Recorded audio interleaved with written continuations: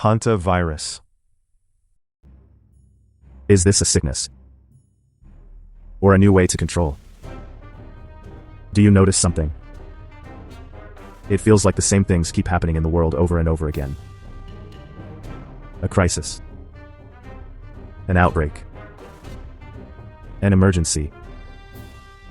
A new threat that suddenly takes over the media, government, Economy.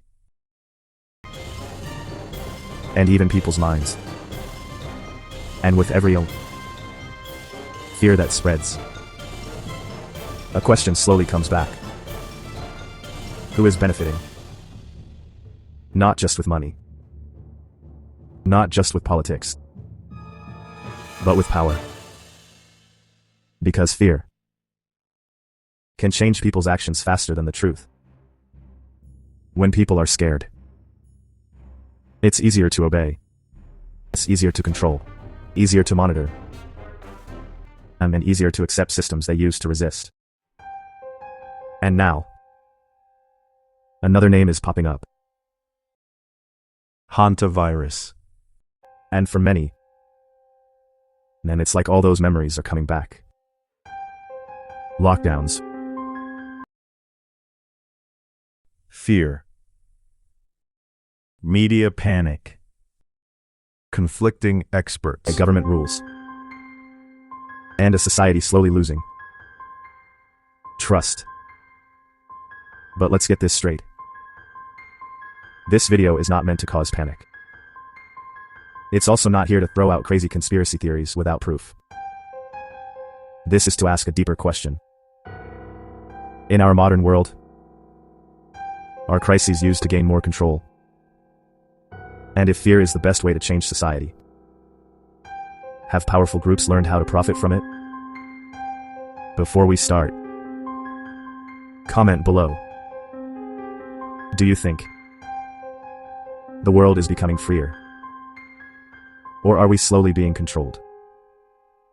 And if you like discussions that don't just look at the headlines, but also the system behind them, hit that subscribe button now. Because the deeper you look, the more things won't seem like accidents.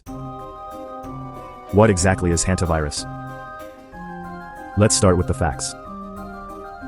Hantavirus is a real virus. It's not something new that was just made up. It's been known for a long time, and is often linked to rodents and dirty places. It's important to understand that, because these days, two extremes are dangerous. Those who believe everything the system says right away, and those who believe everything they see online right away. Both are easily tricked. True critical thinking is in the middle. But this is where everything gets weird. When a new sickness shows up now, it's not just a health problem. It becomes a media event, political event, economic event, algorithm event. And this is where the bigger question comes in. When fear goes viral, what happens to society? Stocks move. Media engagement goes up. Governments hold emergency briefings.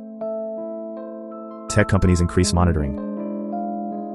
Social media moderates information. People argue online. The virus is no longer just a biological issue. It becomes an ecosystem. And when there's an ecosystem, there's power that wants to benefit. But the oldest technology in history is fear. Because fear can change an entire civilization. When people are scared, they ask fewer questions. They obey faster. They accept surveillance more easily. And it's easier to pass temporary measures. This has happened again and again in history. Wars, terror attacks, economic collapse, pandemics. And the pattern is almost always the same. There's a crisis. There's panic. There are emergency powers. There's a new system. And then the temporary becomes permanent. This doesn't mean all crises are planned. But the real question is, when there's a crisis, who learns to benefit from it? Because power rarely misses an opportunity. This is what many people don't see. Modern society is tired. Tired financially. Tired mentally. Tired emotionally. Tired digitally. And a tired population is easier to influence. Not through force, but through information overload. Think about it. You no longer experience reality directly. You experience it through a screen. Breaking news. Notifications. Experts. Counter-experts. Algorithms. Fear headlines. Conspiracy videos. Fact-checkers. And as the information increases, the confusion gets worse.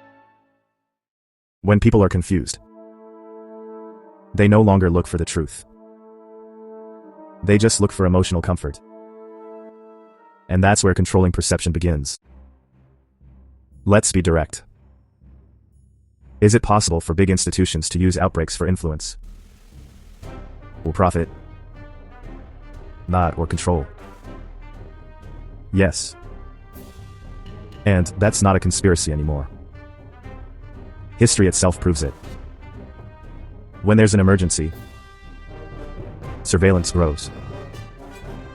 Some industries' profits go up. And government powers expand. And some more data is collected. The real debate isn't, does anyone benefit? Because it's clear that they do. The real question is, how far can a system that uses fear go before the public notices? And sometimes, there's no need to create a fake crisis. Because a real crisis is more effective for control. Real fear. Real panic. Real emotional reaction. And that's when the system moves fastest. Wait. Do you notice how uncomfortable this conversation gets when we're no longer just looking at the headlines? Because this isn't just a simple talk about the virus anymore. This is now a conversation about power, fear, or surveillance, and how society is slowly being changed. If you've made it this far, comment this. Fear is the most effective control. And share this video before it gets buried by celebrity drama and a fake outrage, ads and endless distractions online. Because the modern system doesn't need you to be ignorant. It just needs you to be busy. This is the deeper truth. Slowly but surely, these things are coming together. Government, technology, and financial systems, health systems, us and digital identity. And most people are willingly giving away their data every day. Location, biometrics, search history, voice patterns, behavior, preferences. Not because they were forced, but because it was made convenient. And that might be the most important change in the modern world. You don't need chains anymore to control people. Just comfort. And during an emergency, the public willingly gives up even more privacy in exchange for safety. Let's be real. Fear is a huge business. security industries, pharmaceutical industries, media industries, cybersecurity industries. When people are scared, many systems make more money. And when there's profit in fear, the reasons for doing things get messed up. It doesn't mean everything is bad. But when panic gets rewarded, the panic machine gets even stronger. And that's where modern society gets tricky. Because sometimes the system doesn't even need to lie. It just needs to make emotions bigger. That's why conspiracy theories spread so fast these days. Because many people have lost trust. Corruption, political manipulation, corporate lobbying, media bias, hidden programs that eventually really came out. The public remembers that. And when trust is low, paranoia is high. And in the middle of confusion, it's easier to manipulate society. Sometimes, it's not the virus that's the most dangerous. It's how society reacts. Panic destroys economies. Fear divides people. Distrust destabilizes nations. And when people get used to a permanent emergency mindset, the meaning of normal slowly changes. Quietly. Slowly. Almost unnoticed. The next form of control might not look like a dictatorship. It might look like efficient and safe, smart and helpful, AI powered, fully connected, a system that smiles while it watches you. And many people will willingly accept it. Not because they are weak, but because in times of uncertainty, the feeling of security is addicting. So, was Hantavirus planted by the big state? There's no strong proof to say yes. And it's important to say that clearly. But the bigger truth is this. Powerful systems can use crises to spread their influence and control. And in today's world, fear is one of the most important things they can use.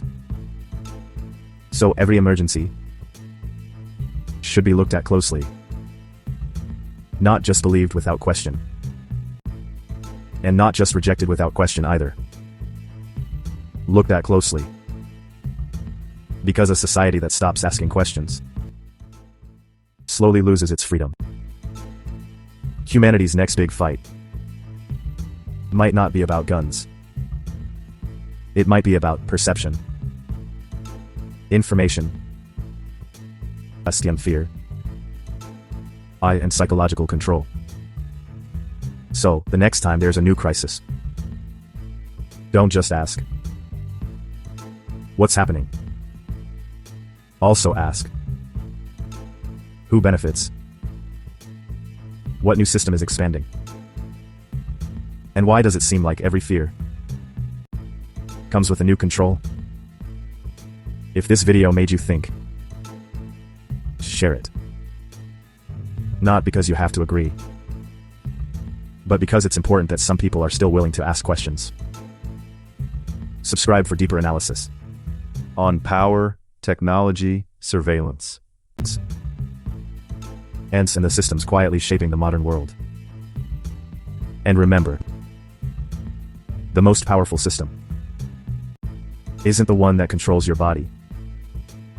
It's the one that controls the things you're afraid to question. Please subscribe, like, and share to help us bring more eye-opening and educational content to you.